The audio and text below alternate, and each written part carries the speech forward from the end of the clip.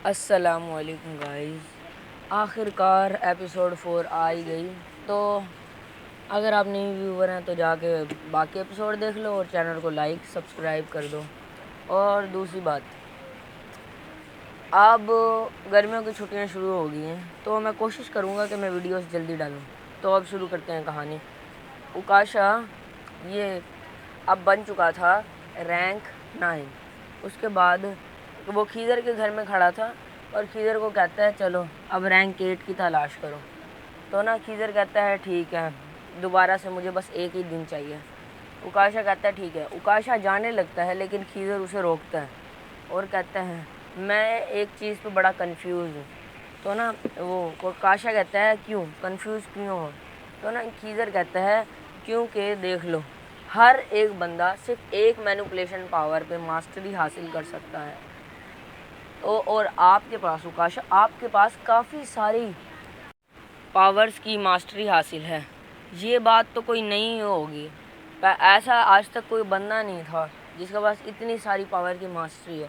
तो ना उकाशा भी सोचने लग जाता है हाँ ये बात भी सच है। फिर खीज़र कहता है कि ना हो सकता है कि आपके पास कॉपी मैनिपुलेशन पावर हो। तो ना उकाशा कहता है इस पावर का क्या फ़ायदा है, मुझे इस पावर का बिल्कुल भी नहीं पता, बताना ज़रा ये पावर होती कैसी है। खीज़र कहता हाँ आके आप बहुत लकी हो क्योंकि मैं एनर्जी और बाकी एनर्जी मैनिपुलेशन टाइम मैनिपुलेशन वगैरह ऐसी 2-3 मैनिपुलेशन पर बहुत रिसर्च करता हूँ, जिनमें से एक है कॉपी मैनिपुलेशन। कॉपी मैनिपुलेशन की पावर ये है कि जिस भी बंदे को आप हरा दो, चाहे इनडायरेक्टली हराओ चाहे डायरेक्टली हराओ, बस हराना चाहिए। मतलब आप जाओ बंदे को कह दो यार मुझसे हार जा, और वो मजाक मजाक में हार जाए फिर भी माना जाएगा वो, चाहे वो मजाक मजाक में हारे अपनी हार एक्सेप्ट करे कुछ भी करे। उसके बाद उसकी पावर जो होगी, जिस पावर में उसने मास्टरी कर रखी होगी, वो पावर आपके पास होगी। लेकिन ये नहीं है कि सीधा आते ही आप इस्तेमाल कर लोगे, ट्रेनिंग भी बड़ी ज़रूरी होती है। तो ना उकाशा कहता है अच्छा। उसके बाद खीज़र कहता है जब आप 9 साल के थे आपने एक लड़के को हराया था जिसके पास एनर्जी मैनिपुलेशन थी, और अब देखो आपके पास एनर्जी मैनिपुलेशन है।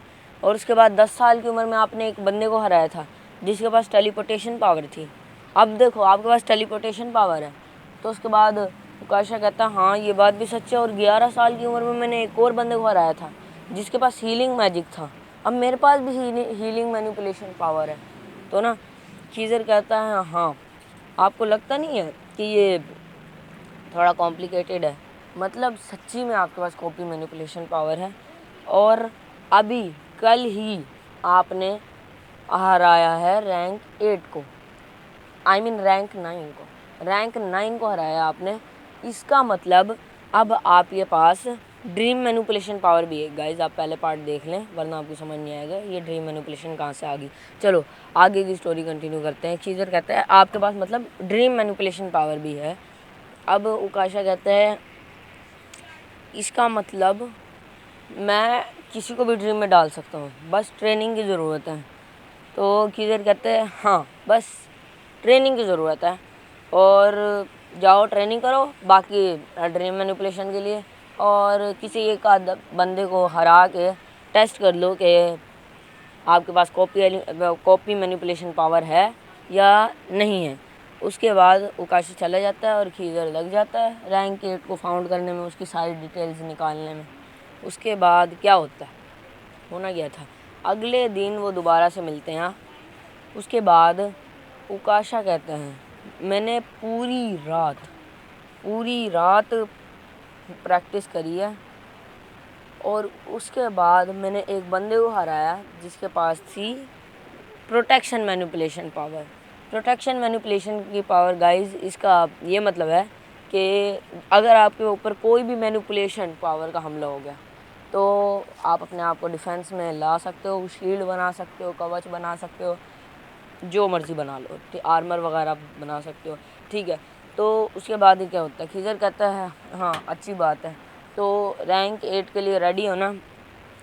उकाशा कहता है हाँ मैं रेडी हूँ। उसके बाद खीज़र कहता है रैंक 8 का नाम एलेक्स है।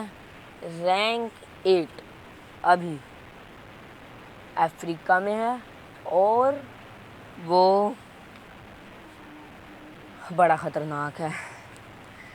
सूझ नहीं रहा क्या बोलूँ यार, चलो बड़ा ख़तरनाक है। उसके बाद उकाशा टेलीपोर्ट हो जाता है मुस्कुराते हुए रैंक 8 एलेक्स के पास। और उसके बाद एलेक्स कहता है अच्छा एक और बंदा मुझसे लड़ने आ गया जो अभी हारेगा मुझसे। उकाशा कहता है नहीं मैं हारूंगा नहीं, मैं जीतूंगा। उसके बाद ना एलेक्स कहता है ठीक है लेकिन थोड़ा संभल के, मेरे पास टाइम मैनिपुलेशन पावर है।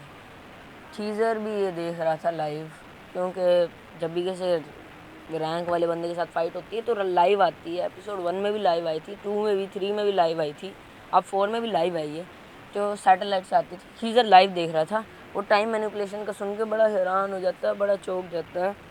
क्योंकि टाइम मैनिपुलेशन इसका सीधा सीधा क्या मतलब है, टाइम मैनिपुलेशन पावर, इसका सीधा सीधा ये मतलब है आपके पास हर टाइम को कंट्रोल करने की पावर है। किसी को बच्चा बना दो, बूढ़ा बना दो, मार दो टाइम आगे कर करके, ठीक है। उसके बाद क्या होता है, उकाशा अटैक करता है, पीछे जाता है और मारता है एलेक्स को, एनर्जी बॉल बना के जो मारता है वो, ठीक है। लेकिन एलेक्स गेस व्हाट बच गया उससे। उसके बाद उकाशा क्लोन बना लेता है।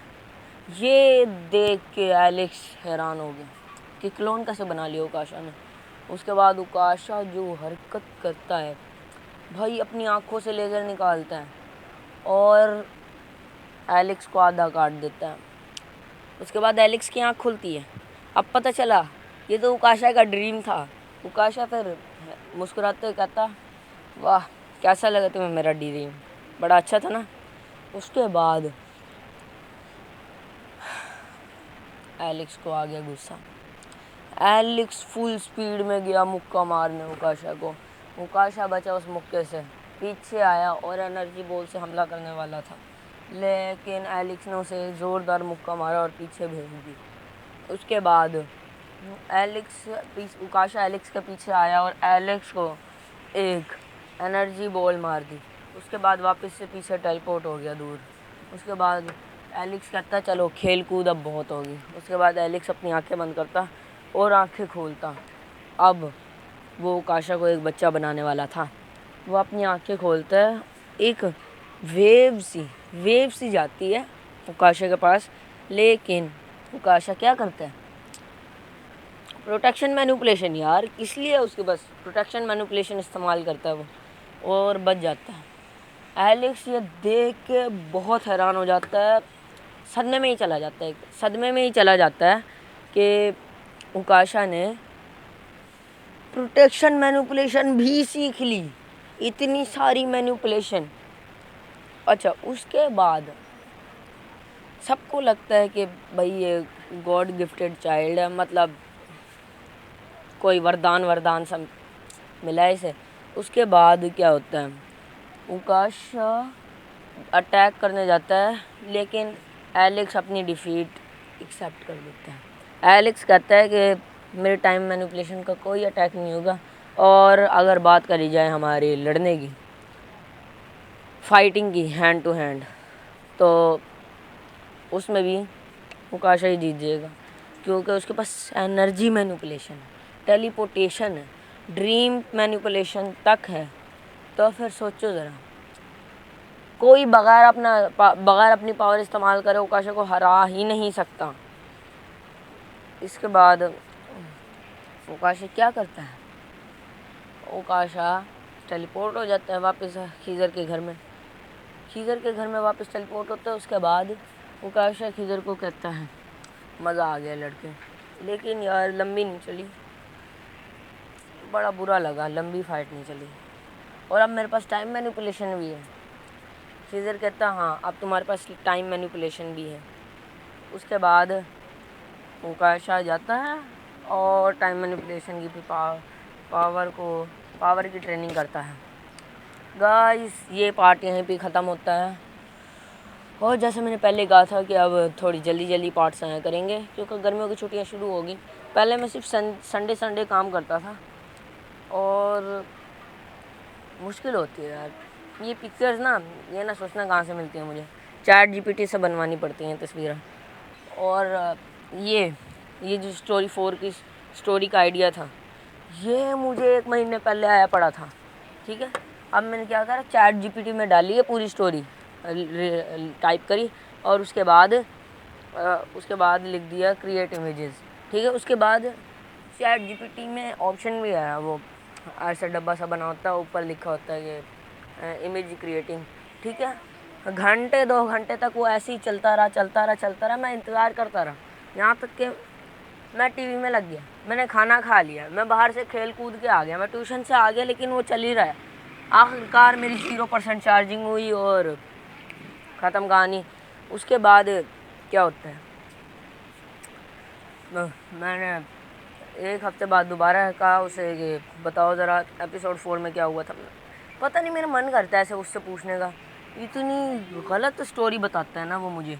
उसके बाद क्या होता, उसके बाद मैंने क्या करा, मैंने उसे कहा यार ये स्टोरी है, मैंने दोबारा टाइप करी वो स्टोरी। उसके बाद उससे इमेज क्रिएट करवाई, आधे घंटे तक रुकने के बाद उसने इमेज क्रिएट करी। तो अब से जल्दी आएंगी वीडियोस। अल्लाह हाफिज़।